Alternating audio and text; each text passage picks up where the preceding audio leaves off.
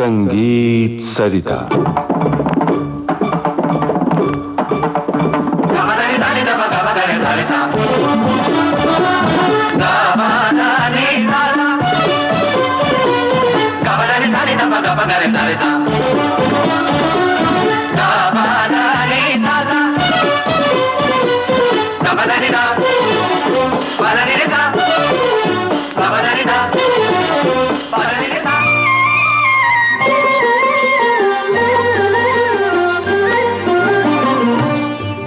बांसुरी के स्वर वितान। लीजिए सुनिए इस श्रृंखला की 11वीं और अंतिम कड़ी।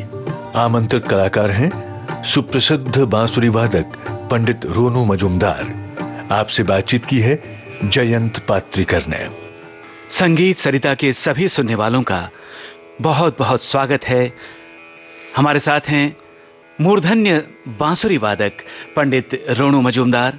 इस श्रृंखला के दौरान सुरों के जिस पहाड़ पर ले जाके आपने बिठा दिया है, तो राग पहाड़ी की चर्चा किए बिना तो ये श्रृंखला पूरी होने से रही।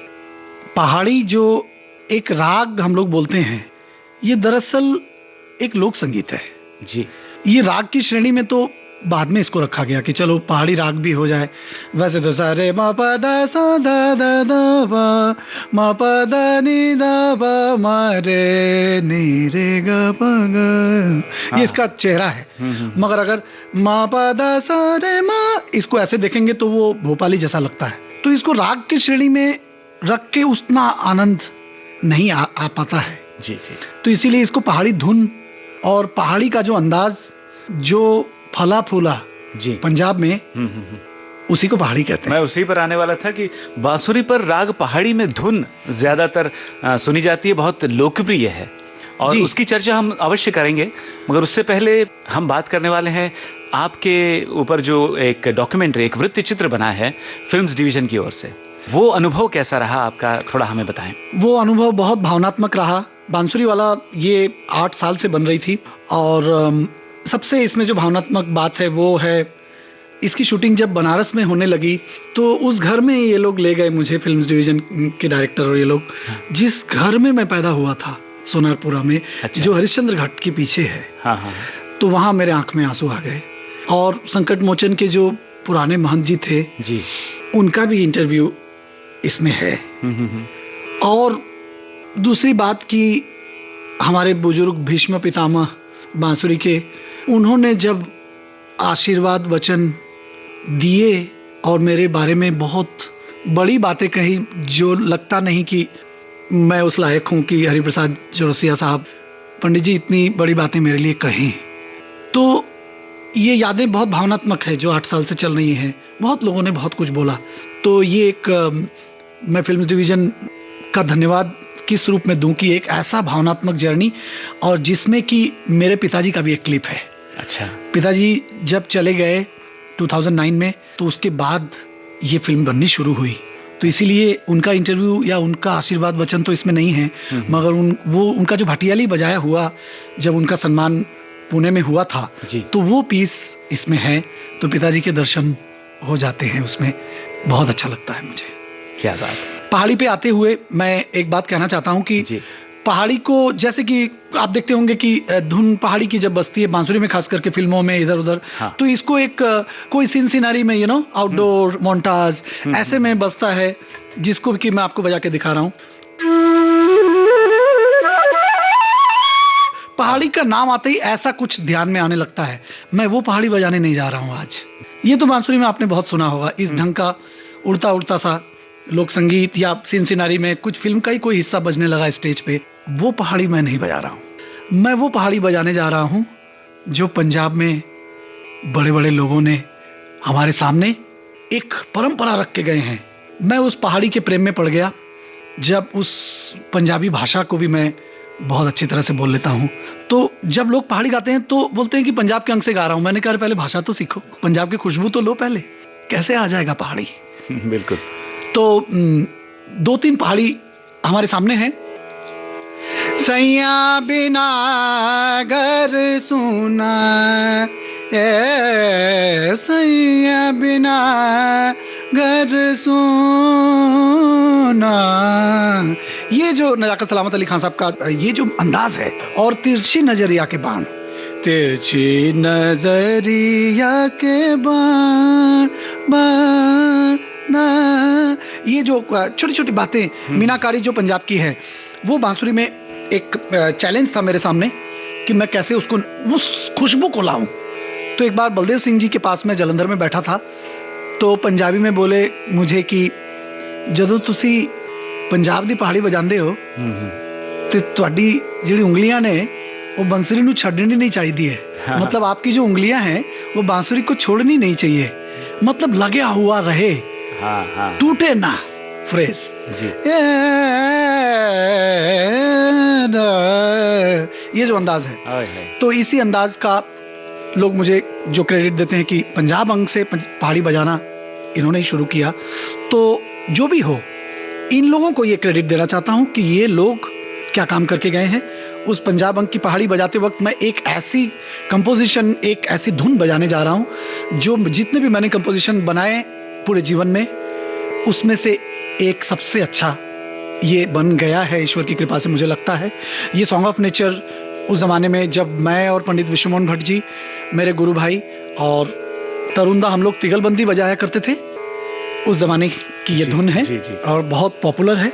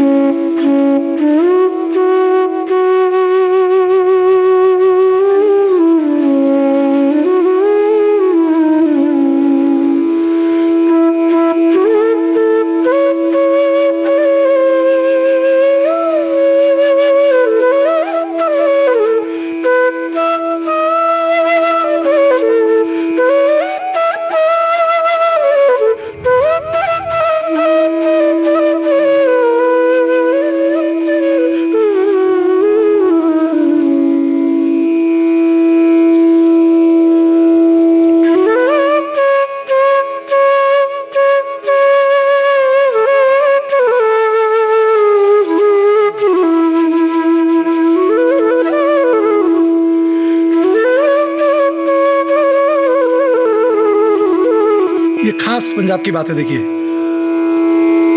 ये जो मुर्कियां थी ये सलामत अली खान साहब किया करते थे, पंजाब में गाई जाती है। हाँ।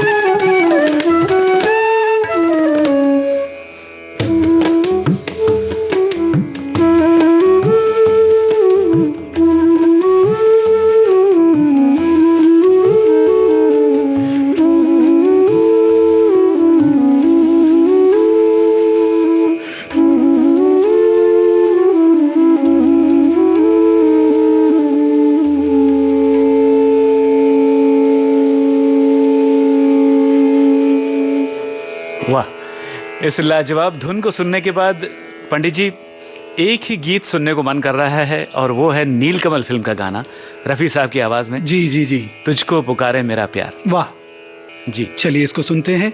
और बहुत बहुत धन्यवाद आप सभी श्रोताओं के साथ। ये सफर बहुत ही सुंदर रहा, भावनात्मक रहा।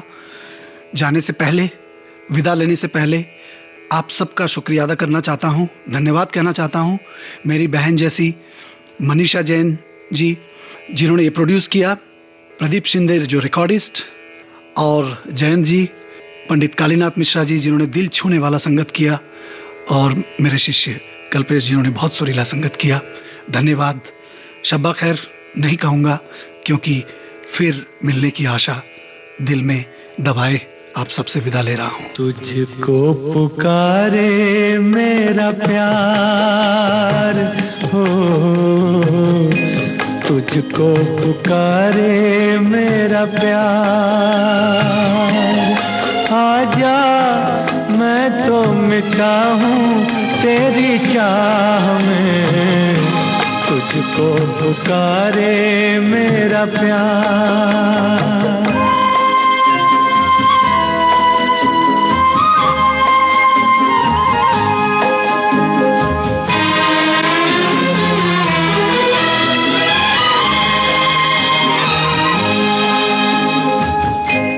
आखिरी पल है, आखिरियां हैं तुझे ढूंढ रही है।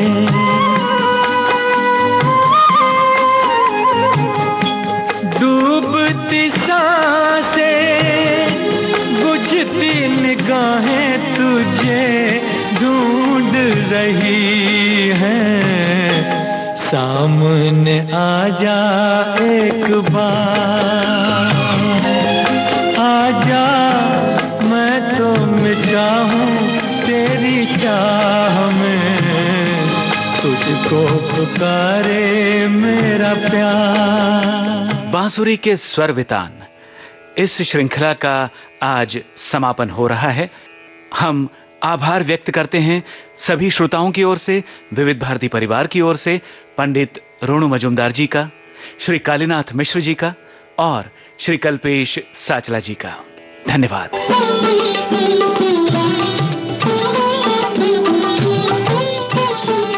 बांसुरी के स्वर वेतान आप सुन रहे थे इस श्रृंखला की 11वीं और अंतिम कड़ी।